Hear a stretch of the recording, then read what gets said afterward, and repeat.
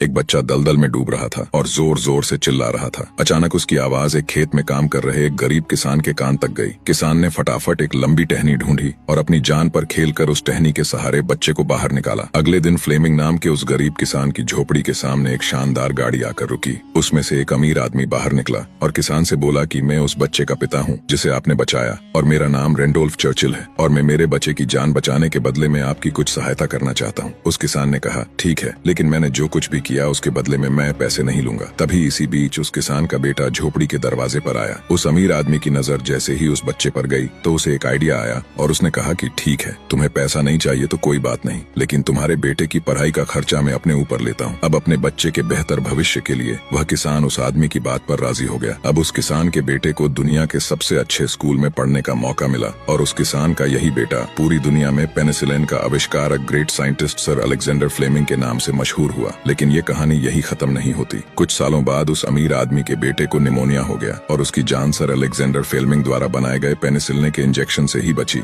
और उस अमीर आदमी के बेटे का नाम था विंस्टन चर्चिल, जो 2 बार ब्रिटेन के प्रधानमंत्री रहे। दोस्तों, शायद इसीलिए कहते हैं कि कर्म हमेशा घूम कर आते हैं। इसलिए हमेशा दूसरों का अच्छा करें ताकि आपके साथ भी हमेशा अच्छा हो।